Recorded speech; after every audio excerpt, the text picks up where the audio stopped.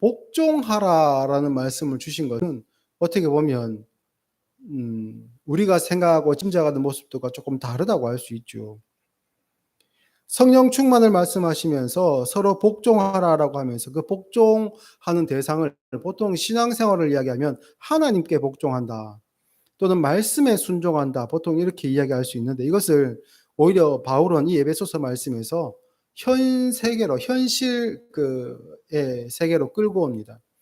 그래서 아내가 남편에게 복종해야 된다는 이야기를 하고 또 남편이 또한 아내에게 복종해야 된다는 이야기를 합니다.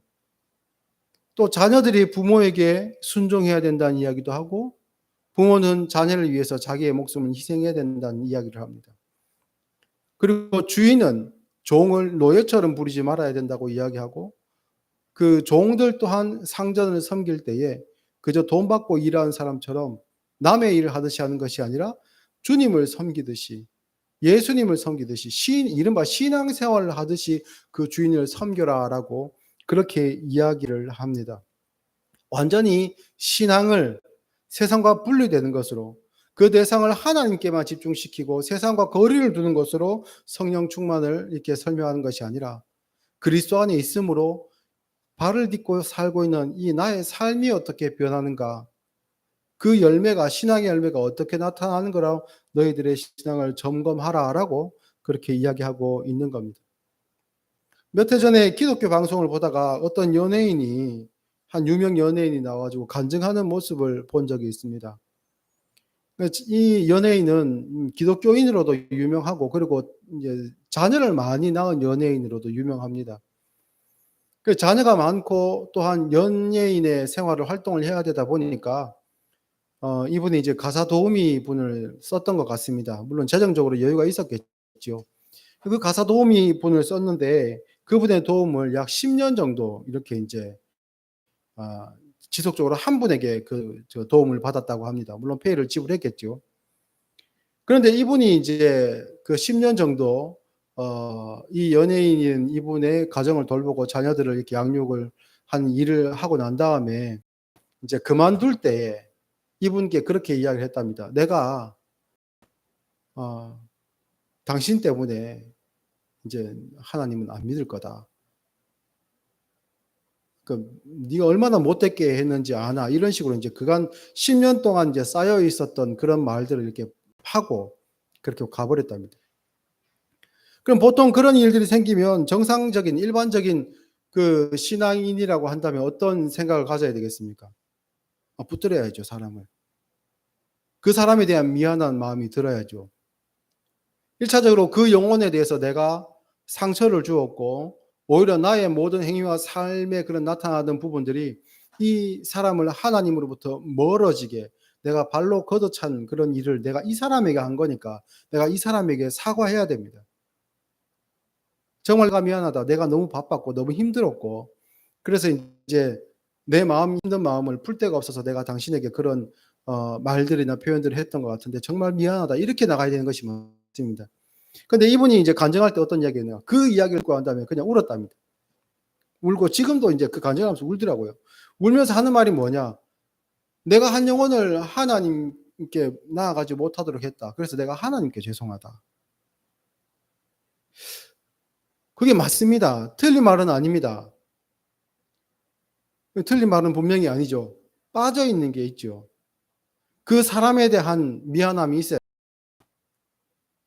하나님께는 내가 죄송한데 한 영혼 교회에 플러스 시키지 못한 것 때문에 한 영혼을 교회로 인도하지 못한 것 때문에 내가 하나님께는 미안한데 이 사람께 지금 자기는 사과할 마음이 별로 없는 것 같습니다. 왜냐하면 그 이후에 이분에게 찾아가서 자기가 사과하고 어떻게 했다는 얘기를 제가 들어본 적이 없거든요. 그런데 보통 신앙인들, 일반적인 그 신앙인들은 이런 이야기 들으면 야, 이 사람 참 믿음 좋다. 그렇게 생각합니다. 왜요? 세상에서는 이 정도 갑질은 흔하기 때문이죠. 세상에서는 자기가 돈을 주고 쓰는 사람에게 어느 정도 함부로 하고 자기가 위에 있는 그 위치에서 그 사람을 내려다보듯이 이렇게 할 수 있는 것. 이것이 불법인지 아닌지 경계를 살짝 넘어든다 할지라도 이것이 불법이 아니기만 하면 어느 정도 도덕적인 해이는 용납되는 것, 그것은 세상에서는 용납되거든요. 그러면 이 사람을 지배하고 있는 것은 하나님의 법인가 아니면 세상의 법인가?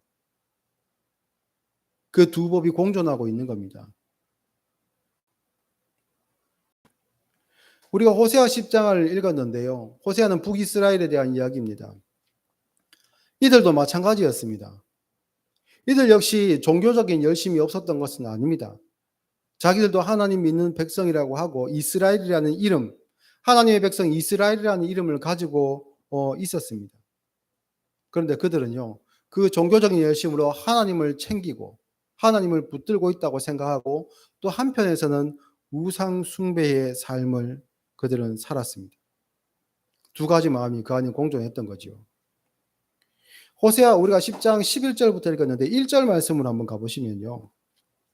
이스라엘은 열매 맺는 무성한 포도나무라. 그 열매가 많을수록 재단을 많게 하며 그 땅이 번영할수록 주상을 아름답게 하도다.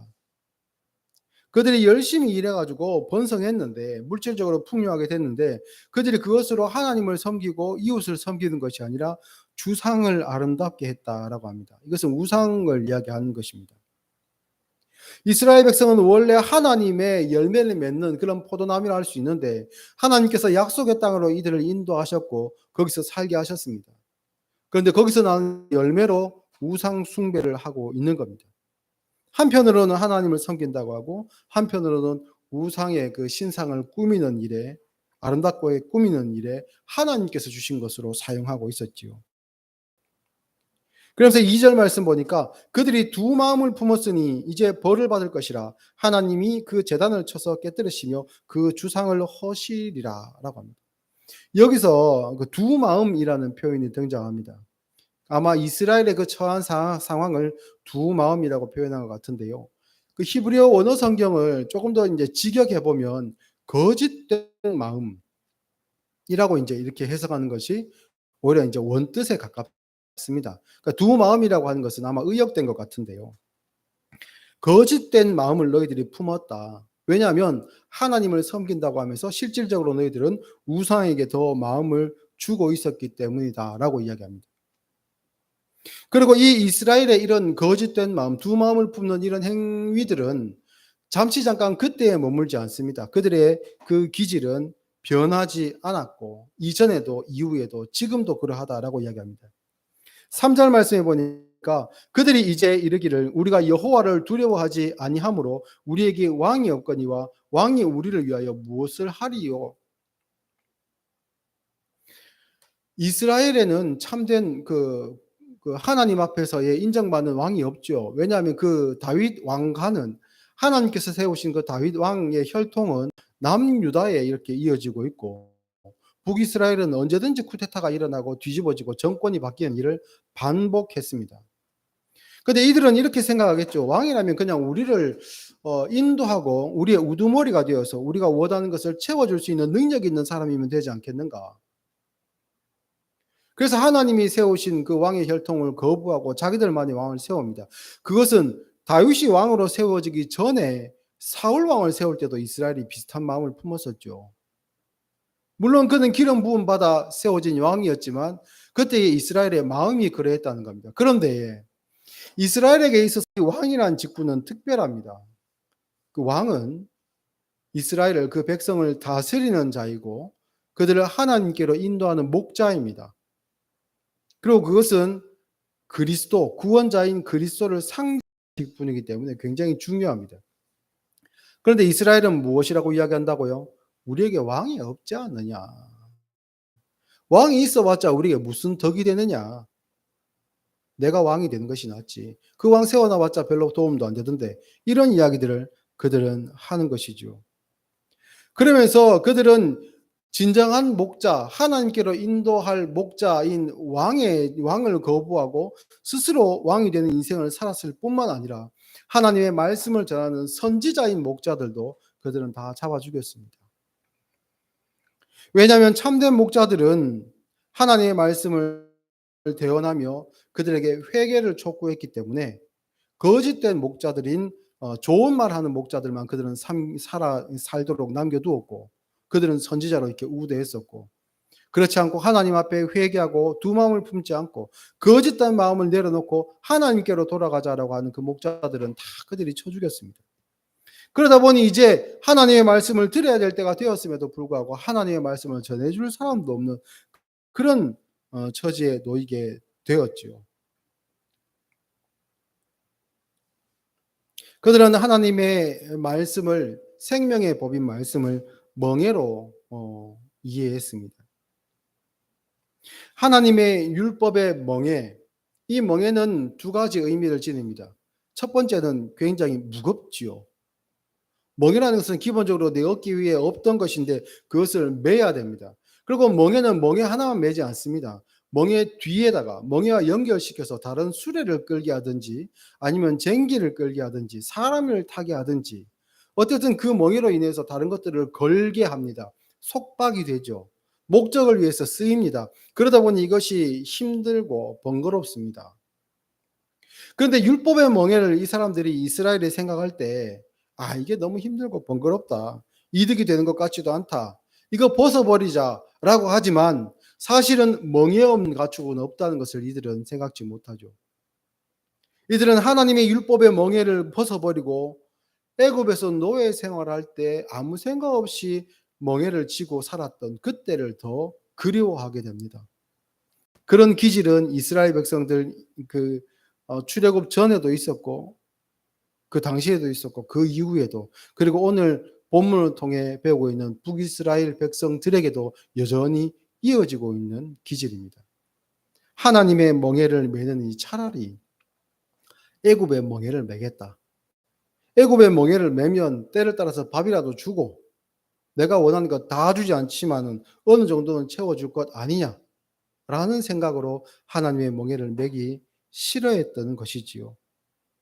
그런데 하나님의 멍에를 매기 싫어했던 이 이스라엘 백성들, 그들을 하나님은 어떻게 대하시는가? 이제 11절 말씀이 나오는 겁니다. 11절에 에브라임은 마치 길들인 암소 같아서 곡식 밟기를 좋아하나 내가 그의 아름다운 목에 멍에를 메우고 에브라임 위에 사람을 태우리니 유다가 밭을 갈고 야곱이 흙덩이를 깨뜨리리라. 여기 보면 에브라임이라는 그 지파의 명이 등장하는데요. 이 에브라임은 북이스라엘을 간혹 이제 대신 쓰는 그런 대명사에 속합니다. 에브라임아라고 이렇게 부를 때 한 지파일 뿐만 아니라 북이스라엘 전체를 이끌을 때 그렇게 표현하기도 하거든요. 그들은 원래는 길들여진 가지고 그들은 곡식을 밟는 일에 쓰이기를 좋아해 그 스스로 답다고 하는 그 목에다가 멍에를 메고 그 위에 사람을 태우고 밭을 갈게 하겠다라고 하나님께서 말씀하십니다. 이것이 어떤 뜻인지를 간단하게 설명을 드리겠습니다. 일하는 소가 있다고 생각해 보십시오. 그런데 일하는 소 중에 말을 잘 듣는 소가 있고 말을 안 듣는 소가 있을 수 있습니다. 그러면 일을 시키는 그 주인의 입장에서는 말 잘 듣는 소에게 좋은 일을, 편한 일, 중요한 일을 더 많이 시키겠죠. 그래서 등급을 따라 가지고 이 이스라엘 사람들이 농사 지을 때 1등급, 2등급, 3등급 예를 들어서 그렇게 나누면 제일 말을 잘 듣고 일을 잘하는 소에게는 곡식을 떠는 일을 시켰다고 합니다. 추수할 때 곡식 떨어놓은 곡식 이렇게 밟고 다니면서 이렇게 추수하는 일을 하게 했는데 그러한 소에게는 금지시킨 것이 있는데요. 입에 망을 씌우지 않았다고 합니다. 입에 망을 씌우지 않았다는 것은 어떤 의미냐면 언제든지 이 소가 먹고 싶을 때 마음껏 먹을 수 있도록 허락해 줬다는 것이죠. 그래서 일 잘하는 소, 말 잘 듣는 소는 곡식 떠는 일을 시키게 되고 상대적으로 이것은 밭을 가는 일보다 덜 힘듭니다. 이 일을 하면서 언제든지 자기 입에 재갈이 없기 때문에 마음껏 그 곡식의 이제 이것을 추수하는 그 과정에서 자기가 먹을 수 있는 것들을 마음껏 먹을 수 있게 해 주었다는 겁니다. 그것이 1등급 이제 일을 제일 잘하는 소에게 주어진 일이고요. 그다음에 일을 조금 그보다 못하는 2등급 소에게는 멍에를 메우고 밭을 갈게 하는 일을 시켰다고 합니다. 그것이 조금 더 힘들죠. 그런데 그 일을 할 때는 이 밭을 갈 때는 이 자리를 이탈할 수 없습니다. 임의대로. 이탈할 수 없어도 그 고를 따라서 그대로 이렇게 가야 됩니다. 근데 간혹 진짜 말을 안 듣는 3등급 소가 있습니다. 그러면 그런 소들은 힘든 쟁기질을 하다가 이 자기 길로 안 가고 배고프다고 목마르다고 중간에 이탈하고 자기가 이제 뜯을 풀이 있는 곳으로 그리고 이제 물이 있는 곳으로 이렇게 가버리려고 하죠. 그러면 그런 소에게는 어떻게 하느냐? 그러면 그 목에 있는 멍에를 빼주는 것이 아니라 오히려 그 멍에가 있고 전기도 끌게 하면서 그 위에 사람이 올라탑니다. 그럼 그 위에 사람이 올라타고 이 길에서 벗어나지 않도록 어떻게 하겠습니까? 매질을 하는 거죠. 이렇게 이쪽으로 못 가게 이쪽으로 갈 수 있도록 매질을 하는 겁니다. 말을 안 들으면 안 들을수록 편안한 자리에서 더 어려운 멍에를 매게 되고 그 멍에를 메고도 가기 싫다고 하는 소들은 매질을 당하고 더 무거운 사람까지 얹어서 그 일을 해야만 하는 상황이죠. 그런데 이스라엘 백성들이 하는 일을 보니까 너희들은 원래는 밭에서 이 곡식 떠는 일을 하면서 하나님께서 베풀어 주신 그 크신 은혜를 약속의 땅에서 누리면서 마음껏 살도록 하나님께서 해주셨는데 너희들이 오히려 그 멍게를 내팽개 쳐버리고 하나님께서 너희 위에다가 멍에를 지우고 사람을 태워가지고 매질할 수밖에 없도록 그렇게 하셨다. 그렇게 하나님께서 말씀하고 계시는 겁니다. 신앙생활은 어떻게 보면 자유로운 삶은 그런 생활은 아닌 것 같습니다. 복음의 멍에를 매는 것이기 때문에 우리의 뜻대로 내 생각대로 내 욕망대로 살아가는 것은 분명히 아니지요. 그런데 하나님의 백성의 입장에서 볼 때 그리고 창조주 하나님의 입장에서 볼 때는 우리의 입에 멍에를 씌우고 망을 씌워가지고 우리를 괴롭게 하기 위해서 이 길로 인도하시는 것이 아니고 우리를 이 하는 일을 통해 맡기신 이 일을 통해서 하나님의 은혜를 마음껏 누릴 수 있도록 그 은혜를 마음껏 사용하고 누리고 마치 먹고 싶을 때 먹고 마시고 싶을 때 마시게 했던 그 곡식을 떨게 했던 그 소들이 누렸던 복처럼 하나님은 우리를 그 길로 인도하고 계신다라는 것을 우리는 기억해야 됩니다. 그래서 때로 우리가 하나님의 말씀에 순종하는 것이 내게 멍에를 매는 것처럼 느껴지고 안 해도 되는 일을 하나님께서 억지로 시키시는 것처럼 생각할 수 있지만 아니라는 것. 그것을 우리는 꼭 알아야 되는 겁니다. 그래서 성령으로 충만한 사람, 하나님의 이 마음을 아는 사람, 예수 그리스도를 닮아가는 그러한 사람들은 말 잘 듣는 암소처럼 하나님의 그 명을 따라 그 율법의 말씀을 따라 살아가게 된다는 겁니다. 이것을 위해서 자기를 제어할 수 있고 공동체에서 자기는 양보할 수도 있고 순종하고 복종할 수도 있는 것이죠. 근데 그것이 자기를 옥죄이는 것이 아니라 오히려 자기를 더 자유롭게 하는 일입니다. 다윗이 베들레헴 성문 곁 우물에 있는 물을 마시고 싶어서 혼잣말을 한 적이 있는데요. 그때 이제 이 다윗의 충복 중에 세 명의 용사들이 목숨을 이제 걸고 블레셋 진영을 돌파해 가지고 그 우물물을 떠 가지고 다윗에게 갖다 바친 적이 있습니다.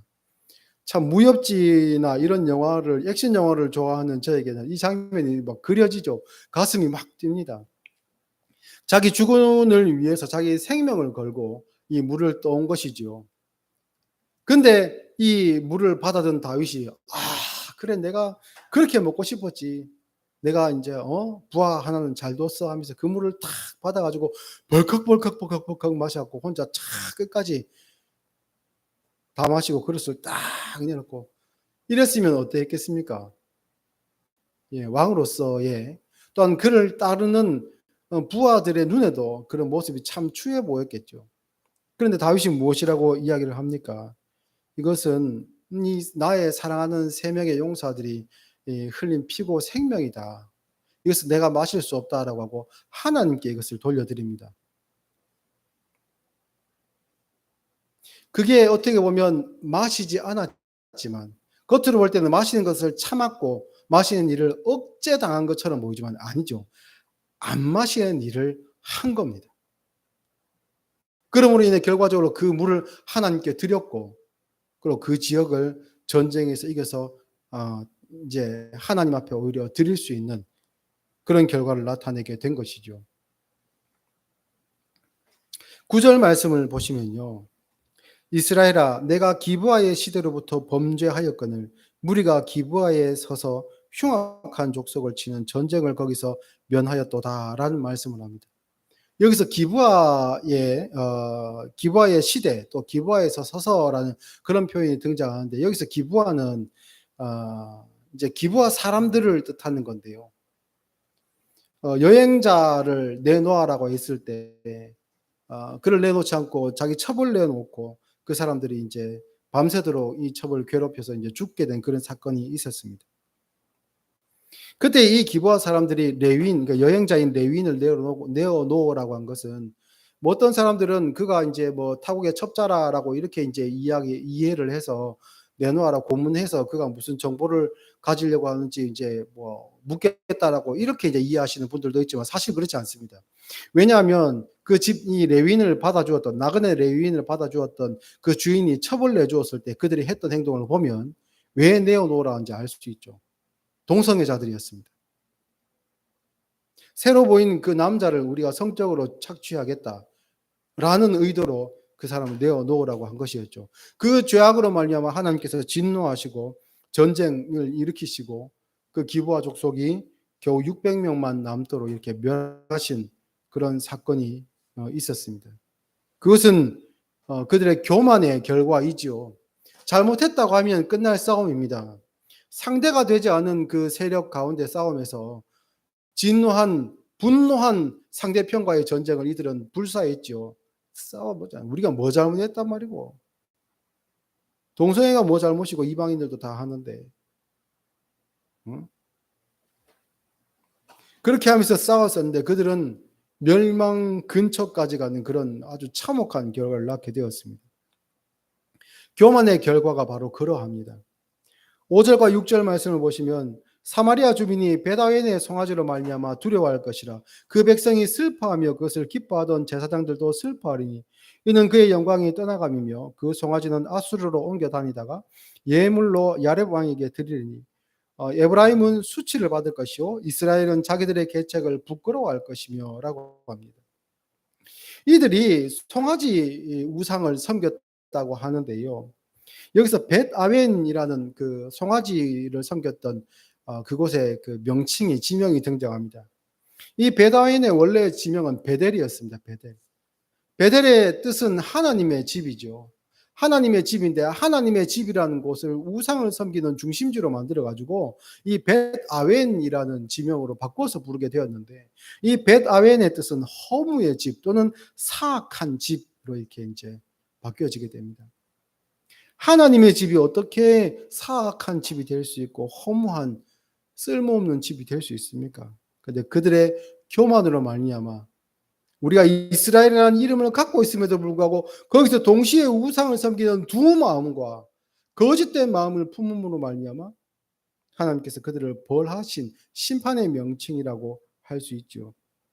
그리고 그들이 그때까지 아끼고 애지중지했던 것들, 그 모든 것들이 나중에 다 남의 손에 뺏길 것이고 그 모습을 보면서 이 우상에게 내가 그렇게 공을 들였는데 그렇게 애쓰고 공들였는데 이게 쓸모없는 것이었구나.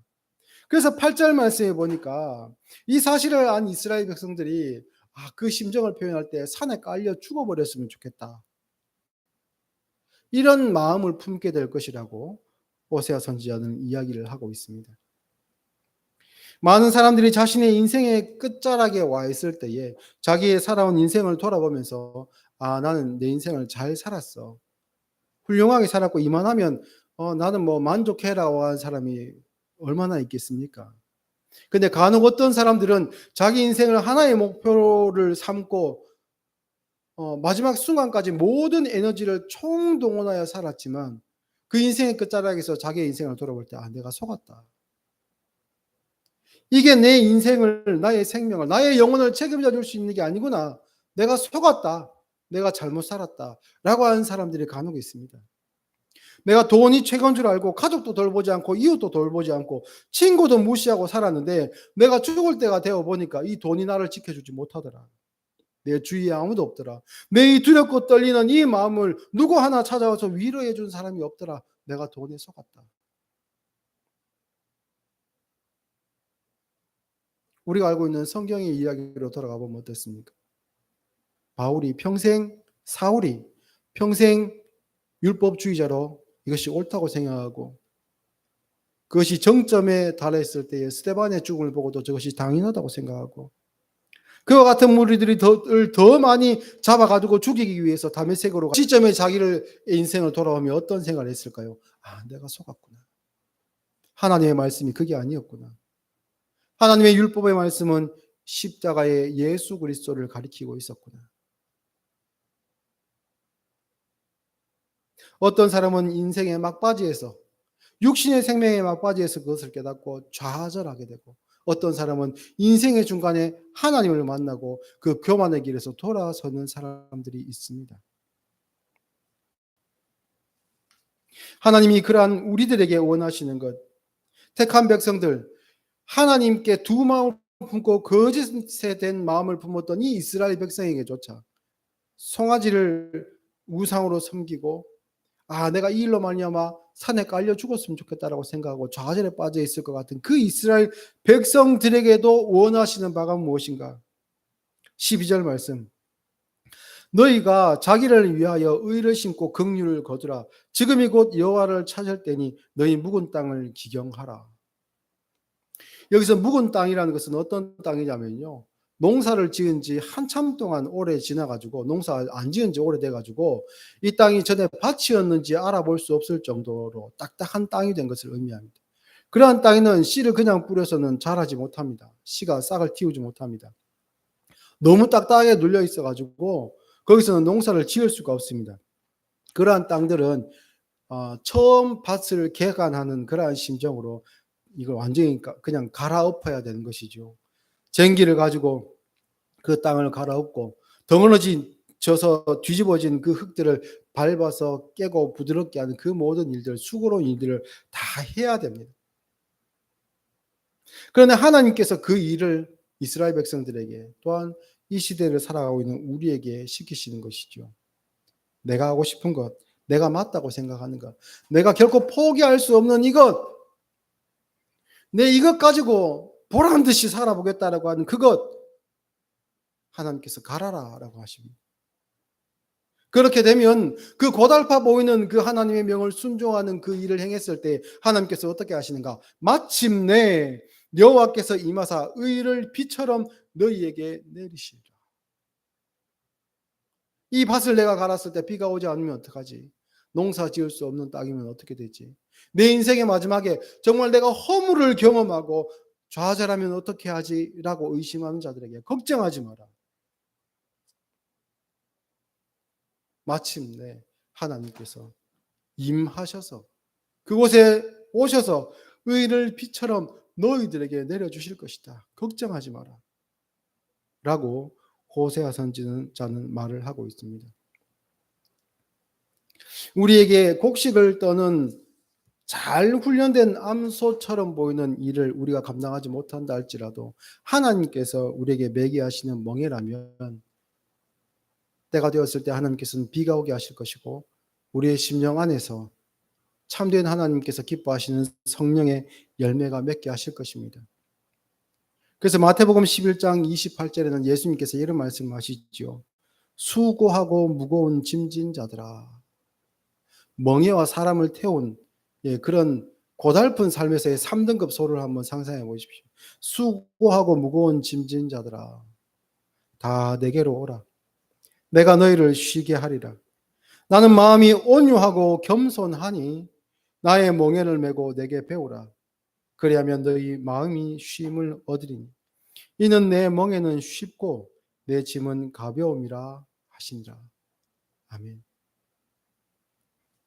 하나님께서 호세아 선지자의 입을 통해 이스라엘에게 하신 말씀이나 예수님께서 마태복음의 말씀을 통해 저와 여러분에게 주시는 말씀이나 그 근본 내용은 동일합니다.